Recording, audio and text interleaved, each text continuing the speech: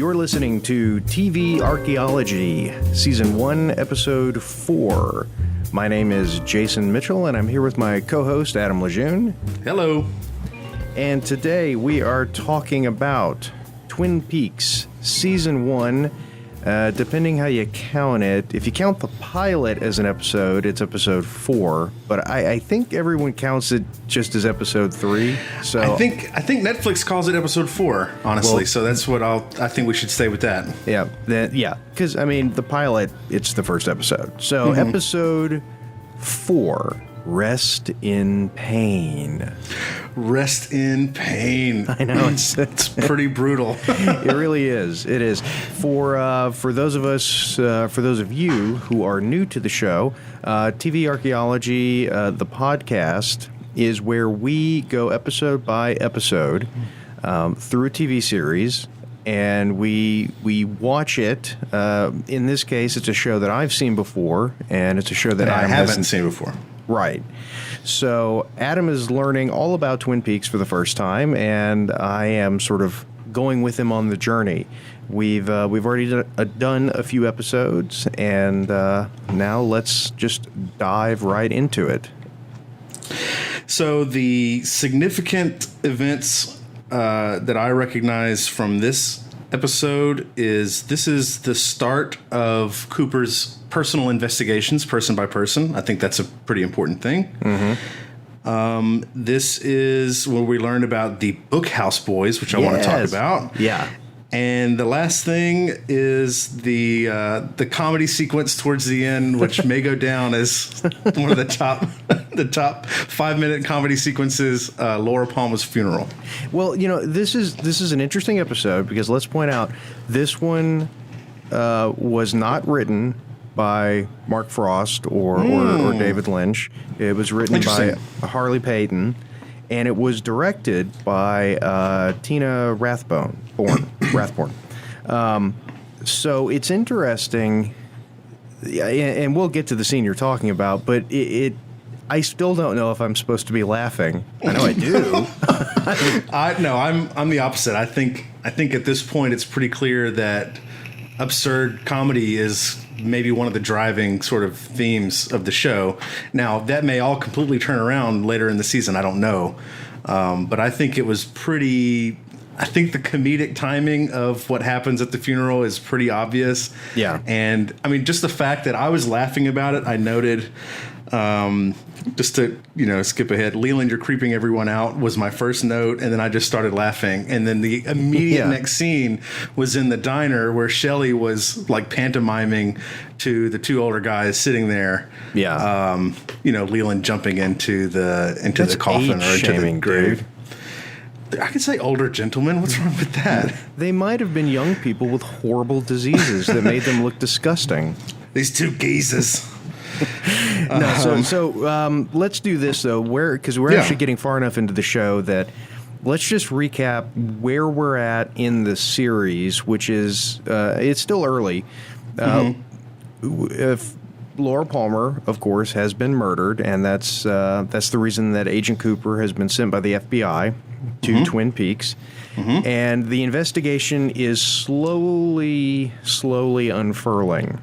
The subjects of the investigation all have the letter J in their name, which happens to be the entire main cast. Yeah. Except for Harry Truman, the secretary. I guess nobody at the police station is implicated, which is good. Yeah. That at least gives you a base that you can be like, okay, whenever we're at the police station, I'm not suspecting anyone. Right. I think the show would be a little bit dishonest at this point if they flipped it and there was someone at the police station who was responsible for anything. I think if it turned out that Lucy was actually the killer all along. Right. Spoiler: it's not Lucy. Oh, okay. Well, I'll allow it. Yeah. So the town of Twin Peaks is gathering in this episode to bury Laura Palmer, and that's sort of the focal point of the episode, which is why it's called Rest in Pain. Yeah. I didn't put that together till just now, but yeah. Things that jumped out to me. Two things in this episode that I love. You get a lot of Albert, which is great. Yep. And you like you said, we finally get to see the Bookhouse Boys. Right, which was mentioned in, was it episode 2, like right after the pilot? Yeah. Big Ed tells James, hey, or James says to Big Ed, I think we need to get the Bookhouse Boys, and Ed is like, already done. I got him. Yeah. So now it's officially, at least in Cooper's way of thinking about it, a secret society. Right. And that also, to me, sort of pushes it over more explicitly into some of the more conspiracy theory type, that sort of mode of thinking. There actually is a secret society that's been operating in the Twin Peaks area for a long time, and I actually noted the discussion of the darkness that lives in the woods outside Twin Peaks, like it's almost like some kind of gateway or some kind of, kind of like Stranger Things.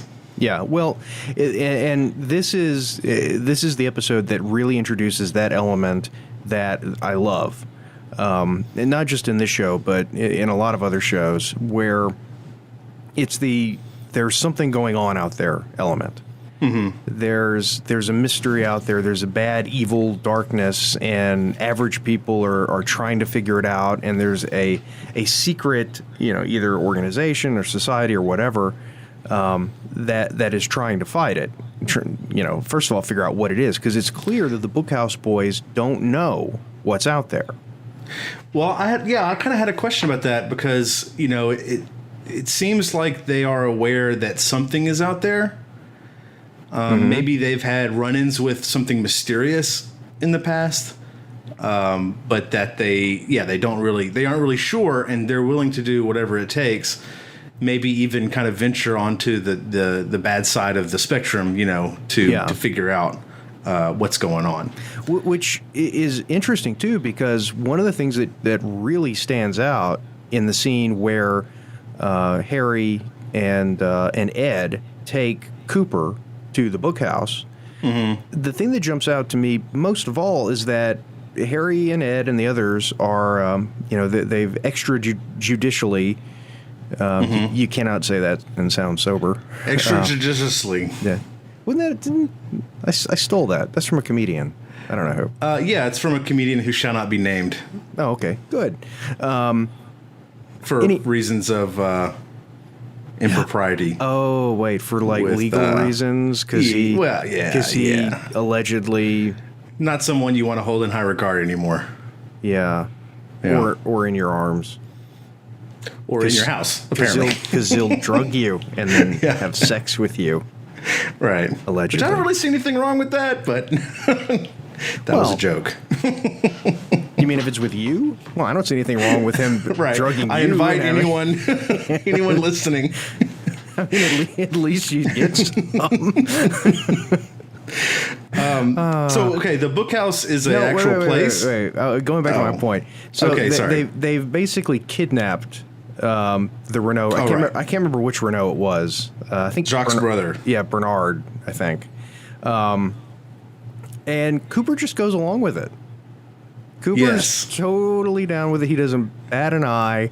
He's completely fine with what they're doing. And there's two things with Cooper that I felt were kind of weird. One was that he just became so invested in this town that he was willing to just complete. Because before he was talking about the law, but I don't know. But anyway, the other thing. Sorry, I'm rambling a little bit. The other thing was earlier you talked about Albert. Albert wants to do his tests. Now, at the time, it wasn't clear how far he had gotten. Apparently, it was enough that Cooper ended up being satisfied with the tests. But I guess Albert wanted to drill into Laura Palmer's face or something, and the people of the town were trying to stop that from happening, or the doctor, Donna's dad. Yeah, I'm not clear on what exactly else... I'm thinking he wanted to get into her brain. He wanted to autopsy the brain. Yeah. And when you think about it, what he was asking to do was really just complete a normal law enforcement forensic investigation. Right. Yeah.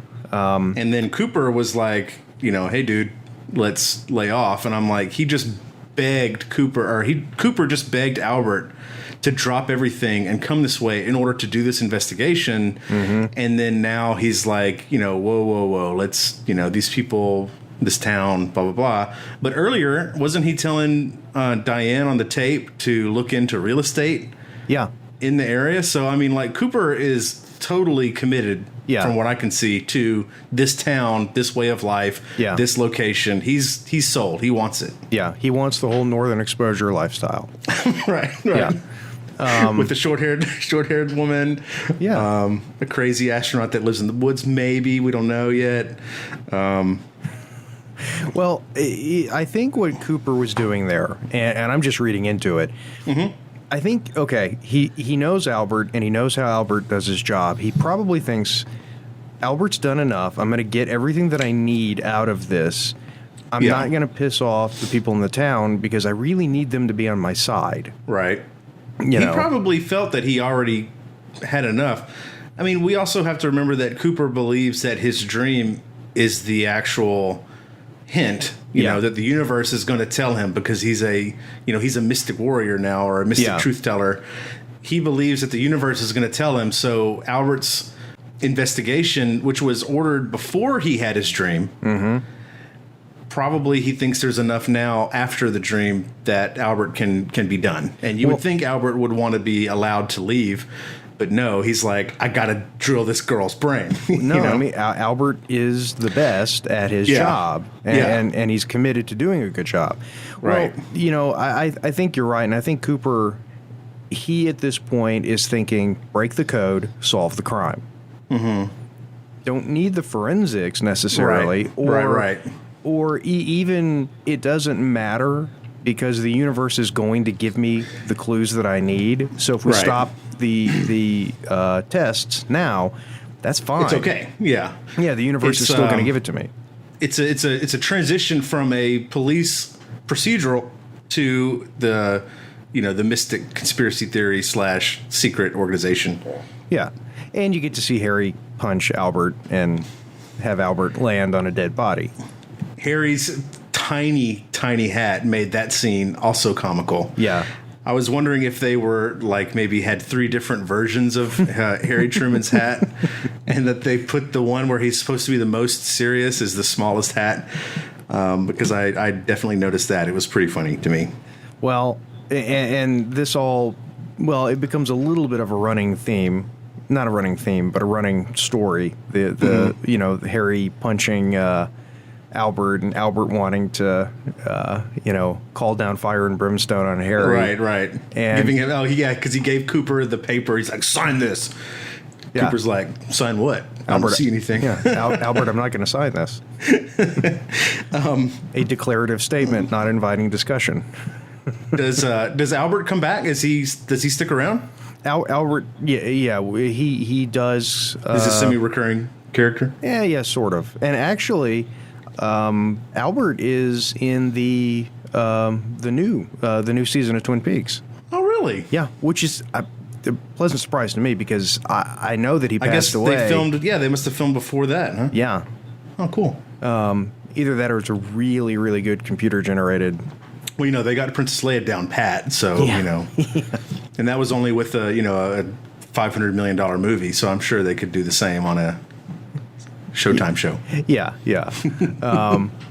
No, so the autopsy leads pretty directly into the funeral, but before that, see, this episode sort of, it establishes a couple of stories that are going to keep coming back up. The first one, I think it's the first, I don't remember, is the business with Norma and her husband.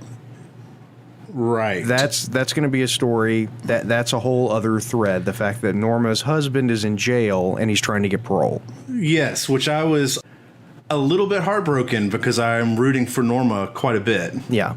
Oh, of course you do. I mean, how can you not? Right. But the way that she sort of told, because the parole officer was there talking to her, I guess, and I guess made it pretty clear that she was not going to support her husband. So, or at least that's what I got out of that. Well, you can tell she doesn't want to. Right. Yeah, she definitely she is viewing the fact that her husband is in jail as an opportunity, not a crisis. Right. Before that, another thread that was opened up. I don't know how much more there is to talk about that. Not really much. Madeline, Laura's cousin, Madeline. Madeline.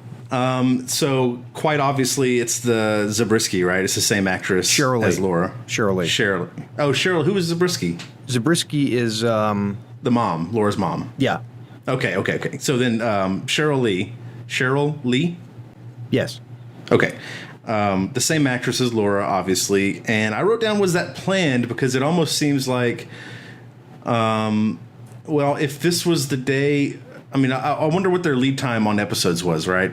So, like, was it always planned that Laura's cousin would come in as a main character, or was it something that was kind of an afterthought once they got rolling on production? Or, I guess you'd have to look at the production Bible-y type stuff to see if that was ever the case. But I'm really glad that that actress gets a chance to be on the show more than just flashbacks or crazy Twin Peaksy type nonsense that's going on. Yeah, and Maddie is an important character. Okay. Yeah, Maddie is a very central character, and you're right, because that's sort of the weird thing about Cheryl Lee is that she's so good. Yeah, she is. She really is. And watching it's very obvious to me that. And of course, I mean, this is true. The actors didn't know the whole story. They get the scripts when they get the scripts.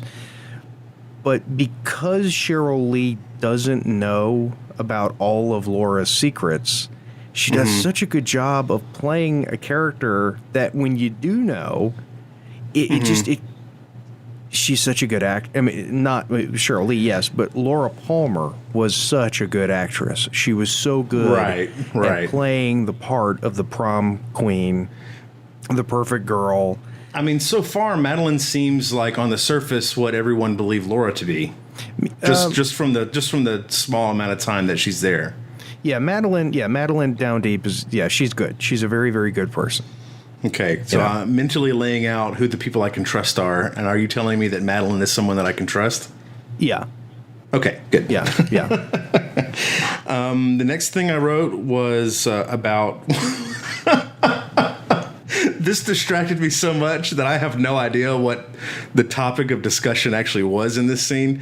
But when Cooper and Truman go to visit Leo... all he's doing is chopping a stump. Yeah. And you never see the stump. You just see Leo swinging at whatever he's swinging at. But the sound it's making, is not chopping wood. He's just whacking at a stump. Is that just what he does to release his immense levels of anger that he has inside? So if you could remind me, or if you remember yourself, what exactly happened during that exchange, except for Cooper... no, Cooper was asking Leo, do you have any prior convictions? And he's like, I ain't got to tell you. And then Cooper was like, arrested for this, and this. He denied it. He didn't just say, okay. Yeah, no, he lied. He lied to Cooper several times.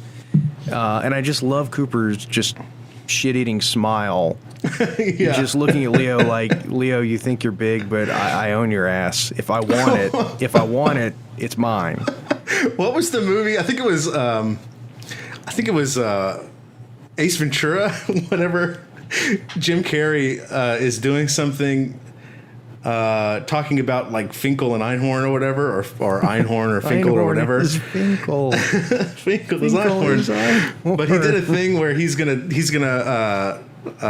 because he's talking about the kicker and he's describing the NFL career of the kicker, and he takes a big breath. He's like, left-footed kicker, always known for that, and he kind of goes on for a while. He just rattles through it. Yeah. That's kind of the image that I had whenever Cooper was talking about the crimes that he knew Leo to have done. Yeah, well, and again, because Harry said Leo is somebody you have to keep an eye on, Cooper automatically, because he trusts Harry.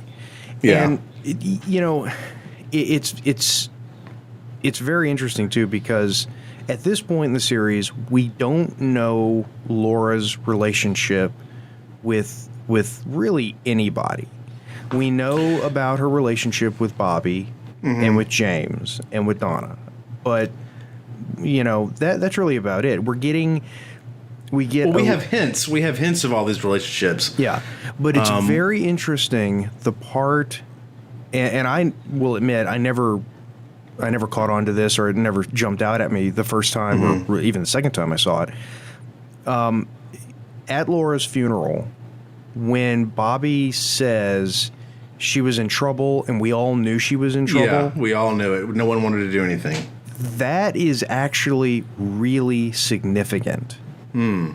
Because, and you could go the whole series without ever really catching on to what he means by it, but as you will find out, everyone did know. They didn't necessarily know collectively, but everyone had a piece of the puzzle that had they thought to get together, they could put the whole story together. Well, sort of. I mean, a lot of people were participating. They were part of the problem. Yeah, that's true. Well, honestly, like the Twin Peaks, the town seems like a really small town because we only know this cast of like 20 people. Yeah. But it's a 30-something, 35,000 person town. It's not super tiny. Yeah. I've worked and lived in towns where there were 3,000 people. So that's an actual small town. Yeah. But, we were saying before that, Laura seems to have touched almost every single person in town. But to be fair, the show is able to kind of pick and choose who they're showing us. Well, yeah.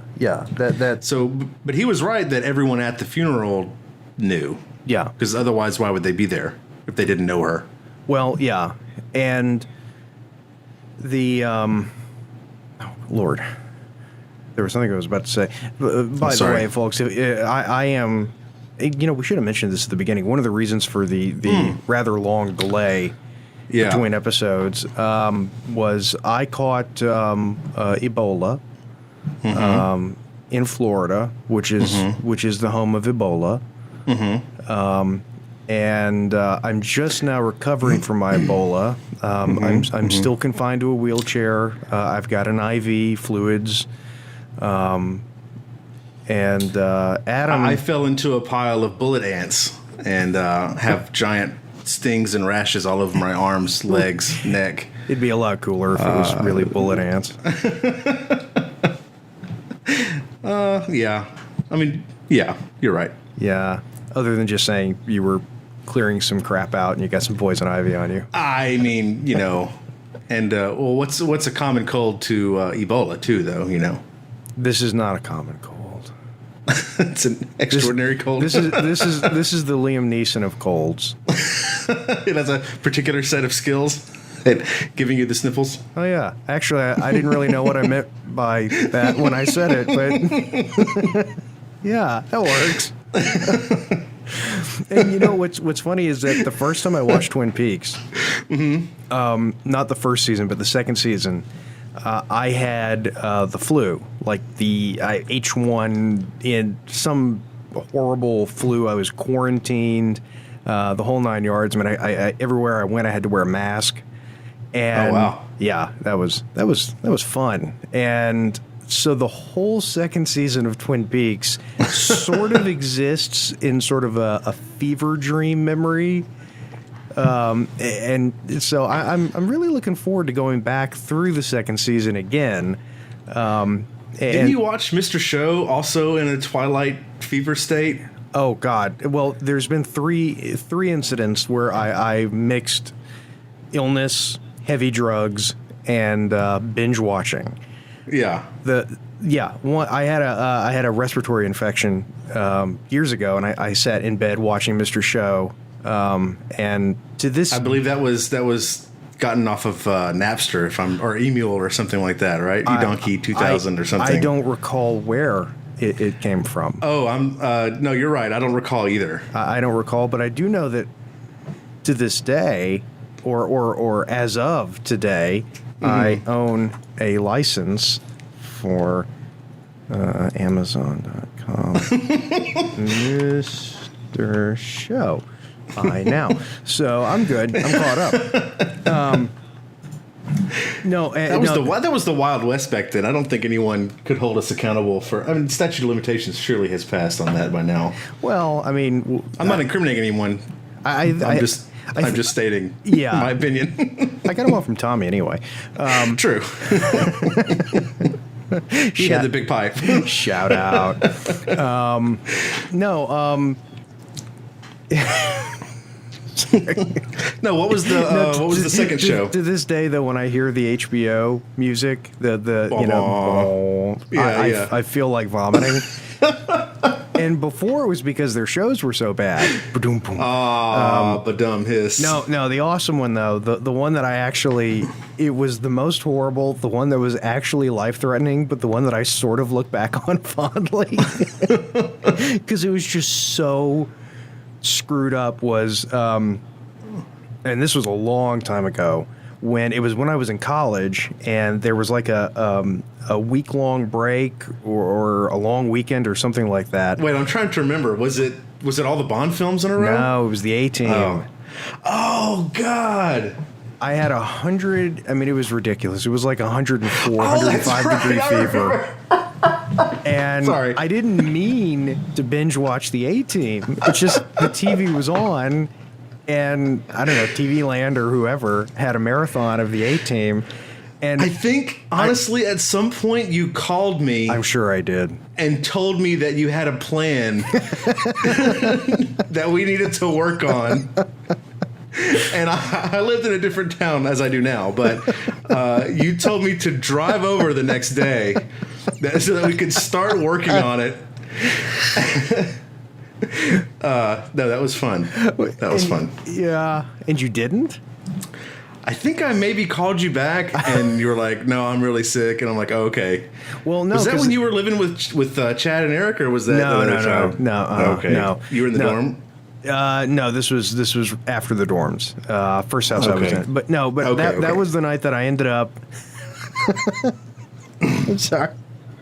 I ended up probably about 4:00 in the morning, sitting on the floor in my bedroom, leaning up against the bed, just obsessed and upset with the question of what is the deal with the A-Team? They don't make any sense. And for like 2 hours in my fevered state, I just rocked back and forth going, they don't make any sense. They don't make any sense. The A-Team doesn't make any sense. It doesn't make any sense. They don't make any sense. Do they make sense? No, they don't make any sense. I've done that before. I don't remember the exact circumstance, so I won't, bore you with recounting the whole thing. But it was a similar spend all night obsessing over something very small, not get any sleep because of it. But then whenever I wake up the next day, not sick anymore, I think back to what I was trying to actually realize. And it was such a simple thought process that literally, is this what it feels like to be stupid is what I thought after thinking of it. You know what I mean? People in this world feel like that all the time. Yeah. I mean, your brain was addled. And so you were addle-brained. Right. Well, I mean, I remember it was, like the next day I awoke dripping with sweat and my fever had broken. And the first thought was... I understand the A-Team! Well, no, the first thought was, I could have died. My fever had to have been... Because, I mean, like I said, when I checked it, it was like 104. Right. I mean, it was a high fever. And I've never had hallucinations and of course I was by myself, in a town where everyone was gone because it was break. Yeah. And then the second thought I had was, well, that didn't make any sense. The A-Team is perfectly reasonable. They make sense. Yeah, they're ex-military, vigilantes, people need help. Yeah. Duh. I felt like writing a letter to Stephen J. Cannell and saying, hey, don't let anyone ever tell you your show doesn't make sense, man. Because I'm here to tell you it does. Also, I'm reconsidering whether or not LSD should be illegal because I kind of want to do this again. Yeah, and I think you told me to call you Face from now on after that, too. Yeah, I could see that. Face.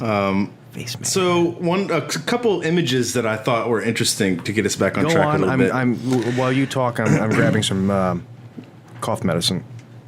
Was that in air quotes? Baby needs his cough medicine. Well, hang on. Let me unscrew it. Okay. Let me unscrew it again. So, the cork screw isn't making as much noise. With the cork, yeah. Nah. Bobby in front of the crucifix. Oh yeah. I thought that was pretty good. So even if it wasn't directed by Lynch and wasn't written, that scene still, the imagery and holding on him. I didn't count the seconds, but it was a good long still lockdown shot of Bobby posing in front of the crucifix, and then he starts to reach up like he's about to wring Jesus's neck. I thought that was just really interesting. Yeah, and then Bobby's very, very conflicted. Bobby, it's. I think I said this before. It's really easy to write Bobby off as a bad guy, and he's not like Leo. And it's very interesting. The relationship he has with his dad is it's actually, if you really pay attention to it, and in future scenes, it's meaningful. It really is. Well, I look forward to seeing that. I think the actor that plays Bobby's dad is a character actor who I don't recall, and I don't specifically remember him in other stuff, but Don Davis. Which is weird because I can remember his name easily, but I can never remember the name of his character. Bobby's dad. I don't know. Garland Briggs, Major Briggs.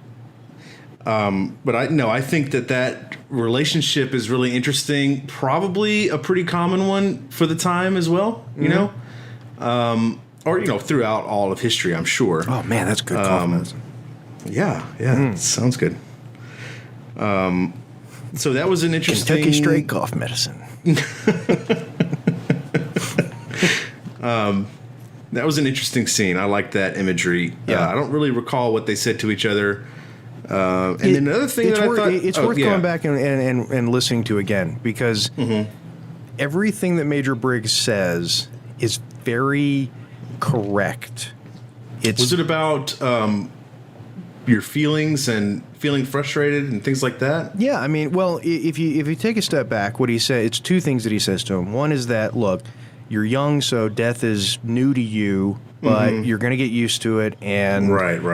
Even if you don't want to admit to it, it's bothering you, but you'll get through it. It happens. Right. It's a part of life.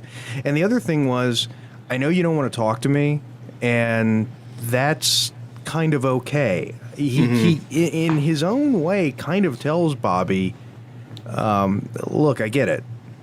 I'm not holding it against you that you're acting like a teenager, because this is how teenagers act. Right. But do you think if he knew the extent of what all Bobby was into, that he would be that way? Because that's kind of the thing with Bobby's dad, is that we see him as a stern, strict father who popped his kid in the face whenever he appeared to deserve it, which, obviously is not acceptable. But in a TV show, when you're watching these two characters, it's fine on TV, right? Well, when you realize that that Bobby's like 36 years old, it's, right? Right. Slap him around. I don't care. Yeah, Bobby's set in his ways at that point. But no. So he's a stern, strict father who is actually legitimately trying, rather, to make a connection of some kind with his kid, impart some kind of fatherly wisdom, and trying to use the skill that he has as a commander to impart this knowledge on his child. But I think if he knew the full extent of what Bobby was really into, it would be a different story. I think it would have to be. I think there's no way you're getting around that. Because that's too big. Because that would cross the line from youthful rebellion into you're destroying yourself. If you keep this up, and other people. Yeah, I mean, was he a mule or was he a dealer? I don't know the exact relationship between him and Leo. No, Laura was the mule. What am I talking about? He must have been like just a small time dealer, or he was dealing for Leo. Yeah. it was sort of the arrangement, as far as I could gather, was, Leo would front him the drugs. Bobby would sell the drugs. And then pay Leo. And then pay Leo, which is why we've got the problem, because that money, what was it, like $10,000 or $5,000 or whatever, that money, and they would keep the money in Laura's safe deposit box. Yeah. So that's why, Bobby is in the hole to Leo and Jacques and everybody else. But really, it all comes back down, that little operation, as far as Twin Peaks is concerned, it's all Leo. Mm-hmm. Well, as I'm drinking, I don't know why, but this reminded me, we should send a what the kids are calling a shout out to Lynn Kabasinski, who is following us on Twitter. And oh, that's right. You mentioned that. Yeah. I think that's super cool. I think that would be our first sort of celebrity mention. Totally. Right? Are you kidding me? Yeah. Yeah, that's the first celebrity to notice now, us. Did he publicly tweet to us, or was it like a direct message, or what was the circumstance of the communication? We tweeted and he responded to the tweet, so that's public. Oh, great! Because we tagged him. So now we're in 2 degrees of separation from the Red Letter Media guys at this point, right? Yeah, and we get to tell people, hey, we've got a celebrity following us. Well, I mean, right? Wait for us to blow up any minute. When is the Twitter money going to roll in? Wait, I think I hear a dump truck.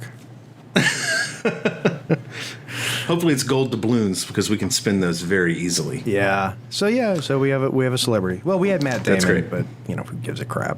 Yeah. I mean, he's got other things to do than shout us out, but at least he lets us know. Yeah. We can talk about the funeral. There's a couple things in the funeral. Obviously, why don't we funniest thing before we get into the funeral? I do want to touch on the scene with Harry. The beginning of the whole two ledgers thing with Harry and Josie and Catherine. Well, we saw that in the previous episode that there were 2 ledgers. I guess we didn't talk about it, but I guess now we get a little bit of clarification that the 2 are working against Josie to destroy the mill so that the other guy can buy the land. Is that the plot now? Mm-hmm. And I don't know what. No, I'm curious to hear your take on this. Okay. What do you think of Josie? Where's she coming from? Obviously, the question of why she married Andrew is out there, because we can take it that Andrew was an older guy, obviously wealthy, owner of a mill. Who knows how successful the mill is really, but a young, beautiful woman marrying an older owner of a mill or older businessman. There's the common conception of this would be that there was something, a motive of Josie for that action. Yeah. And so she is, I see she is trying to, it's interesting that you bring that up, because now I'm thinking about it. She kind of is trying really hard to convince Harry Truman that Audrey's dad, and Ben. the other person, the lady, Catherine, are working together, and that she's like, oh, what if they killed Andrew? Like, she's trying to put that in his head now, it seems like, right? Yeah. See, what struck me in this episode was Josie was doing the math, and it was, okay, it's me versus Ben and Catherine. I need to get someone so that it's me and someone versus Ben and Catherine. Right, and he's a good someone to have in the town. Not only is he's sheriff or police chief or whatever he is. He's a sheriff, yeah. But he's also kind of one of the Bookhouse boys too. Yeah, which is important. Yeah, I mean, if and whether or not she knows anything about the Bookhouse boys, she knows that if there's something law related, if she can wrap them, or I don't know. It's interesting because I don't know. I guess that's just I like I'm that personality that when there's someone who looks vulnerable, I want to try to protect them, especially if they're, a beautiful woman, which is, oh wow, that sounded really bad. No, it didn't. I have that nurturing sort of instinct for people I don't know. Yeah, well, it's natural. It's like the Shelley. Sure. It's like the Shelley thing, the Norma thing. Yeah. I mean, they're all hitting me right in those heartstrings. Yeah. So I want to. Okay. Well, I mean, that's good and bad, because I guess if you're not really insinuating anything just yet. I just wanted to know what your because I remember that was my impression whenever I saw it. It does seem a little much. She seems a little bit too meek, but it's melodrama, right? And it can just be melodrama, right? Yeah. No, you're right. And it's all about archetype personalities too, the show. But also the show is really willing to subvert that. Oh yeah. Absolutely. So, I don't know. I'll be paying attention to that. Yeah. That's good. I kind of blew it off as something not as important to the major plot of the show. Yeah. Okay, now let's talk about the funeral.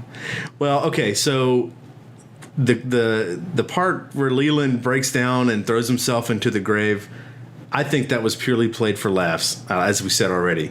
But the more interesting thing from the funeral, aside from Bobby yelling at everybody, aside from James walking up, even though he said he wasn't going to go, he couldn't go, and aside from Leland throwing himself in the grave, which was hilarious, Cooper's face looking at everybody at the funeral, like, oh God, you're going to hate me. I can't remember his name. Who? The actor that plays Cooper. Oh, Kyle MacLachlan. Kyle MacLachlan, the Kwisatz Haderach. He is damn good at acting. There was a part in the first or second episode of the new season when Kyle MacLachlan lays back and there's a girl, and and if I'd been alone it would have been one thing, but I was watching with my wife and I just go, tell me of your homeworld, Usul. And the look on her face. She probably had absolutely no idea what you're talking about. She's like, who's Usul? No, but Kyle MacLachlan is Father. He's really good with what he has to do, and that character, you can really see the wheels turning behind his eyes, and that's another example of how elevated the performances were in Twin Peaks, even as over the top as some of them are. Yeah. Elevated performances compared to other contemporary shows. Yeah. No, I thought that was really great. I didn't write down anything specific, but just Cooper watching everyone's face at the funeral was a good moment. I liked that. Oh yeah. Yeah. He was working. He was working hard. Yeah, he was at work. So now, do you have anything else to say about the funeral? Or? Nothing. It's just that it was the funniest funeral since William Howard Taft fell in James Sherman's grave. And were you there? Were you there? No. No, me neither. No, I'm not that old. I wasn't alive in 1912. Is that what it was? Yeah. Oh, I learned something new today. James Sherman, the last American vice president to die in office. Did that story actually happen? Did Taft actually fall into William Sherman's grave? Agree to disagree. Okay. Understood. Aren't we? Mm-hmm. Okay. Now that we cleared that up. Yes. Shelley, Leo. I'm going to pick up Jock. Shelley. So Shelley hid Chekhov's gun. Yeah, I know. I think it actually had Chekhov written in the side. Yeah. I'm going to buy a gun. The gun was asking for the nuclear whistles, I noticed. I'm going to buy a gun. The next gun I buy, I'm going to have somebody engrave Chekhov into it. We're not as unique as we think we are. You're right.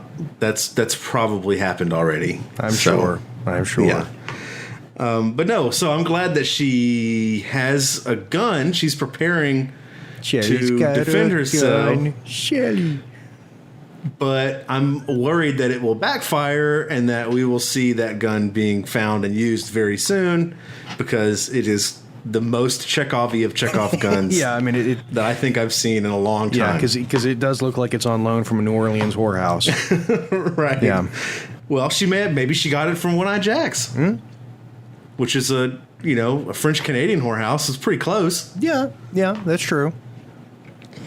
And then I wrote down Josie has Kim Jong-il hair in this episode, which was different from the previous episodes where it was all nice and slicked back. Like this time, really poofy. It's weird. The whole thing with Josie is okay. Joan Chen, nothing at all against Joan Chen. I want to make that absolutely clear. I think that Joan Chen is a very attractive woman. Mm-hmm.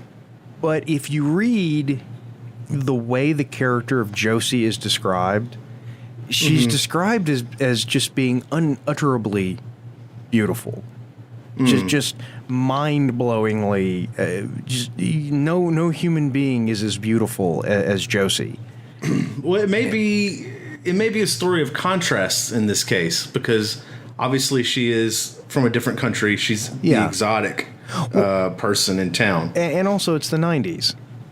Right. And you can't get away from the fact that maybe that they thought doing her hair like that was super exotic and sexy. Now, the slick down, I've already mentioned this, and I've outed myself as a person who likes the short hair on a woman. Oh, yeah. Hey, Anne Hathaway in Interstellar, love it. I still haven't seen that. I know. Are you kidding me? I know. You're I'm the just not worst interested. Kind of human being. I know. I would rather do this radio show with the people from not them. No, not them. Anyway, so no, I think with it slicked down and the dresses that she was wearing and the different outfits, definitely, absolutely, she's tall, she's beautiful, she's exotic for the location. Yeah. But yeah, now that you're saying it, she has this is going back to what we were talking about before. There is something else going on there, which is good because before I was just thinking that maybe it was such a nothing part. Yeah. But now I am thinking a little bit more about that. That's interesting. Yeah. And it sets up a fear factor with Harry because, like it or not, you get into this show and there's a few things that are going to happen. You're going to like certain people. You know? I mean, Lucy and Andy and everyone including the Hawk. It's designed. Yeah, it's designed by a master at the craft. Yeah. To make you feel these things. Which I was going to. Have you seen Inland Empire? Is that the one with Val Kilmer? No, I don't think Val Kilmer's in that. I haven't seen it. That was Salton Sea. Yeah, I haven't seen it. No. Okay. Because I was looking for a David Lynch film to watch, and I can't find that digitally on Amazon, so I'm gonna have to order the Did Blu-ray. you watch Lost Highway yet? No, I have not, and I should. I know it's terrible. I gotta catch up on the more. God, I want to say recent, but I mean, Inland Empire is 10 years old. Right. Well, no, that's good. I mean, I watched Lost Highway back in the 90s, and at the time I was watching all the all the like indie movies, like IFC kind of just started. Yeah. And so I was watching a lot of those movies, and that was one that I remember. It was too much. I just, But now that I know a little bit more about David Lynch and know kind of the story, I'd like to go back and revisit it as a film, and not just something a movie to watch. So, well, yeah, I mean, it's so. Again, and we've said this before, but it's just the fact that this show even exists. Yeah. It is such a weird thing and an amazing thing, I'd be curious, and for next episode, we should look into this more. Where this sits in the Lynch timeline, like in terms of his work. Well, I'm trying to think. We don't have to do it now. Yeah, we can do. Yeah, we can look that up for the next episode. I mean, I remember my first exposure to David Lynch was Dune, and I mean, what a just Yeah. trip. Yeah. I mean, I still love it. So good, though. The only thing that bugs me is I want to get a copy of the 6.5 hour cut of the movie. Yeah. Because as soon as you know that exists, you just can't watch the normal one. I mean, you can't watch the theatrical cut. Did you watch? So you know that there was another director attached to that before. Was it Todorowsky? Jaredowski Yes, was attached before I did watch Did that. you watch the documentary about Yes. the Jaredowski's Dune? Yeah. What'd you think? I thought as a documentary, it was amazing. It was like exactly what I'm looking for in a documentary. As far as Jaredowski himself, dude, come on, man. My recommendation this week is that you go hunt out. Wait, this is not a podcast where we do that. Well, we can. We could. Yeah, no, it's Recommendation that's a great of the week. It's that segment. We don't have music for it. Jaredowski's This is Dune, Part 1. Part 1? I don't know. So I thought it was just one the part. only Wait, the now, last wait, now I have to come up with a recommendation. You asshole. No, that can be our shared recommendation. You liked it too, right? Yeah. Oh, I actually did watch a really good documentary that everyone should go watch. It's called Command and Control. It's on Netflix. I think it was a PBS documentary, but What's it about? it's about an incident at an American Titan II nuclear missile silo in 79, 80, something like that. Very interesting. Very, very well done documentary. Very good interviews with the people involved, and it's. I love stories that when you hear a story that you never heard of before, and you think, "Wow, that was incredibly significant. Why haven't I never heard of this?" You know, like this wasn't a small thing. This was a big thing that happened. But once it was over with, everyone just moved on, and there's just so much information out there that this got lost. And it's, the meta information in our daily conversation never linked sufficiently to that story to cause it to come up in a conversation or to appear in a movie. It's based on a book. I suppose we can actually link to it in the show notes. And for more information on James Sherman, go to tvarchaeology.com. Ooh. I do want to say real quick, we said Jodorowsky, right? The J would be silent. It would be H'd. So it would be... You know what? Screw that guy. I don't care. Jodorowsky. I don't care. I mean, this is a guy... Jodorowsky. Yeah, this is a guy that, you go, let's get someone a little more mainstream like David Lynch. Yes. I think it was gearing up to be the world's first $1 billion movie. Oh my god! That's why he got off of it. Yeah. And it's amazing too because I've read that book like 3 times. And Dune. Yeah. And it's just amazing how many times you read something and think, "Where's everybody?" I mean, it's really good. It's really, really good. It's a very good book. I didn't once have like a religious moment while I was reading the book, Well, you're not Jodorowsky, clearly. Yeah, I'm reasonably sure I'm not. I think just talking about movies that didn't get made. We talked about this before, not on mic, but the Lord of Light, the Zelazny. Yeah, that was the movie that in the Argo story from the CIA going into wherever that they were pretending to make that movie. I guess I never saw that movie. I haven't seen it either, but that's the the story we have to stop bringing up movies and TV shows we haven't seen. Right. I haven't seen Argo, but the real story behind Argo, the Roger Zelazny book, Lord of Light, was the movie that they were making. Zelazny, he's the guy who wrote Lord of Light was the second one. No, Lord of Light was a separate. It was separate. But what was the other book? I love that book. You're talking about the. Oh crap! Are we gonna have to look it up now? God, yeah. Roger Zelazny. My Immortal. He did the Amber series, which I have started to read also. But it was the one that you're talking about. There were three. There were three? It was. Yeah. Oh, man. You're going to cut all this out, right? No, this is all staying in. Roger Zelazny did a book. Was it like the one, the Greek book. The Greek book? Oh my God. Oh, with the Karazanos or whatever? That was another one, yeah. That was a good one too. Yeah. Talk about Lord of Light. No, okay, so well, there's not much to say about it. We were just talking about movies kind of like Dune. Like, I think if someone would make a Lord of Light movie, that could be an amazing movie. I was thinking about Isn't that the one with like the talking monkey? Lord of Light? Yeah. Yeah, there's a talking monkey in it. This Immortal. This Immortal is the one that you were thinking of. This Immortal. I love that book. That was good too. Yeah. But no, Lord of Light is kind of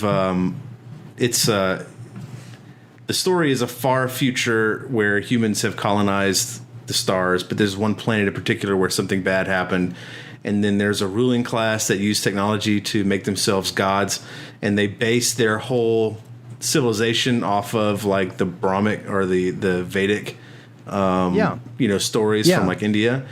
And it's really, really, really, really good. I highly, highly, highly recommend the book.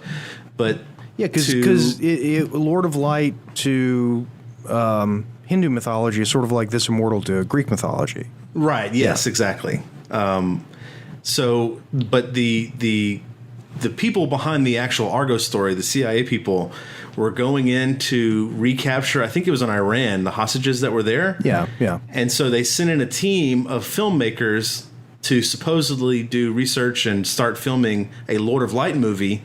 And they got Jack Kirby's concept art for a actual movie that they were trying to make, and sold that as their whole backstory for getting the CIA guys into, I think it was Iran. Yeah, it was Iran. So I really would like to see a Lord of Light movie. I think it would be great. And that was all I wanted to say about that. They'd ruin it, just like Ender's Game. I mean, Ender's Game is a genuinely good book. I hate the fact that movie was such a bomb that... Yeah, it was an okay movie. Yeah, I don't know. Stuff like that, but there's a place for movies like that. Yeah. It's like we were just talking about... Dune was considered something like that, right? It was a huge flop, wasn't it? Oh, the movie? Yeah. Yeah. Yeah.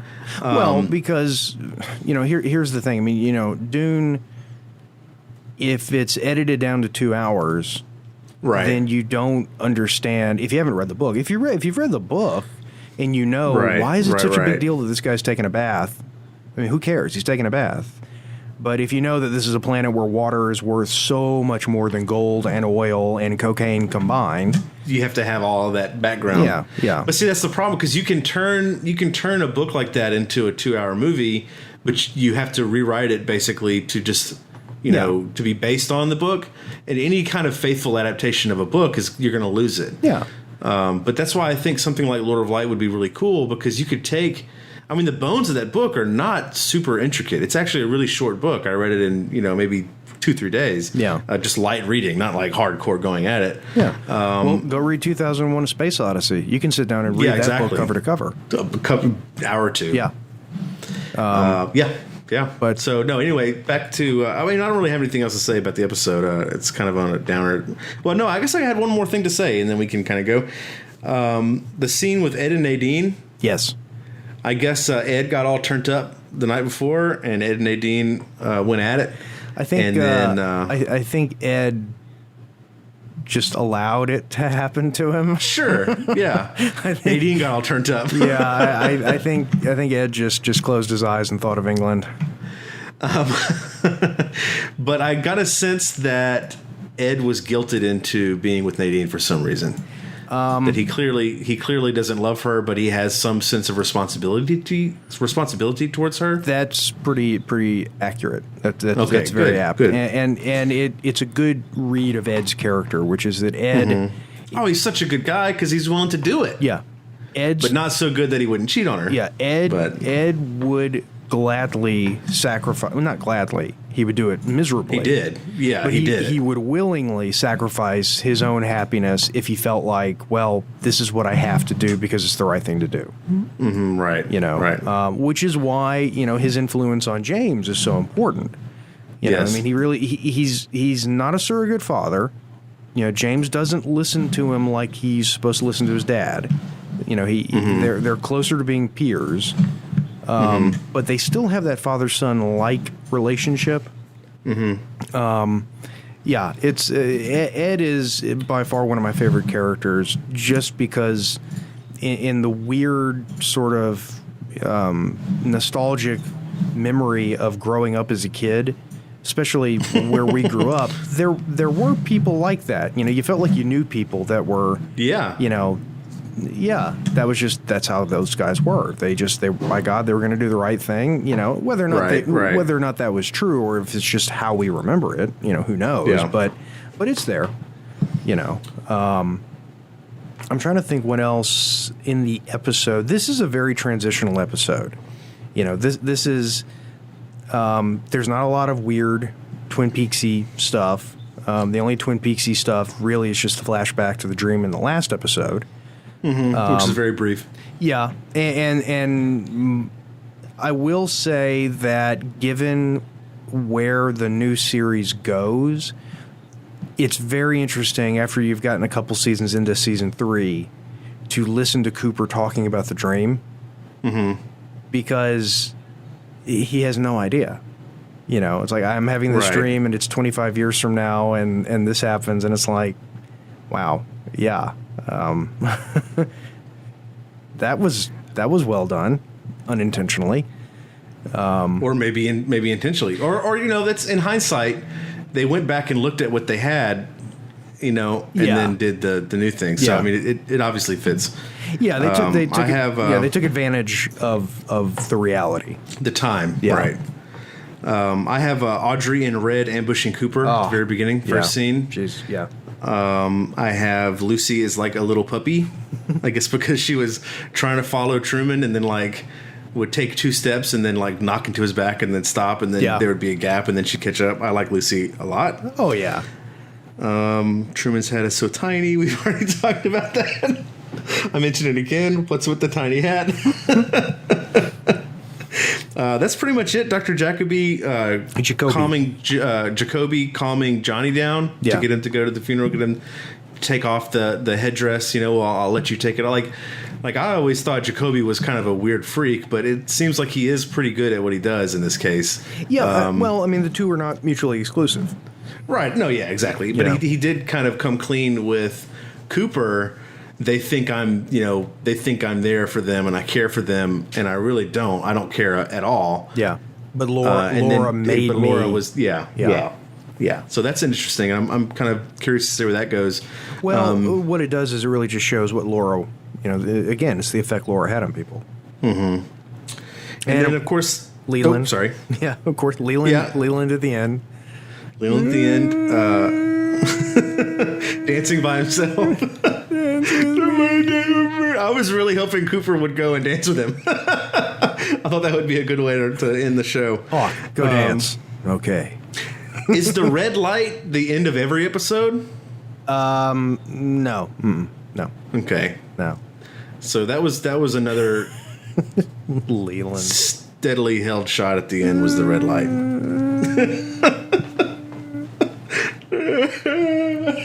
But now whenever I see Leland, though, I think of Tina from Bob's Burgers. Yeah, well, I haven't. Oh my God! What is it with you? You're just the worst type of human being. I don't know, dude. All I can watch is Korean comedy shows. I can't help it. Yeah, you know who else hasn't seen Bob's Burgers? All of ISIS. Oh, Hitler! 100% missed. I guarantee you, Hitler has never seen. Therefore, if you haven't seen Bob's Burgers, you're basically Hitler. I've seen one episode. Mm-hmm. Mm-hmm. Oh, yeah. Okay. Anywho, are we going to call it for the episode? Yeah, A little bit of a short one, but that's okay. Not really. Barely. Yeah, I mean, just a few minutes short. I'll just add like 10 minutes of the sound of IndyCar racing. How about open mouth breathing into the microphone? No, I'm going to go with the IndyCar thing. Okay. All right. Do you want to try to record the next episode Sooner. Soon, yeah. We are going to try to catch up a little bit. I will hopefully continue to recover, although I am going to be up very late tonight because if FedEx does what they're supposed to do, I will be assembling the Lego Saturn V. Jelly. I am going to have the house to myself. Everyone's going to be You're in not going bed. to let your kid help you? I actually got one for him also. Dueling? No. Dueling Saturn Vs? I want one for the studio. Right. And one that he can play with. That's good. Yeah. That's good. What a good dad. And I just wanted to have one build all to myself. But absolutely. It's going to be C-Lab on Hulu. I'm going to binge watch C-Lab and play with Legos. And awesome. That's going to be my night. So, assuming I recover from that, we will be recording again soon. Thanks very much to everybody for being patient during our unscheduled mini hiatus. We're all recovered now, mostly, and on the mend. So from TV Archaeology, and again, as always, you can go find out more about TV Archaeology at the website tvarchaeology.com. So this is Jason. And Adam. And we are saying goodbye, and we will see you again very soon.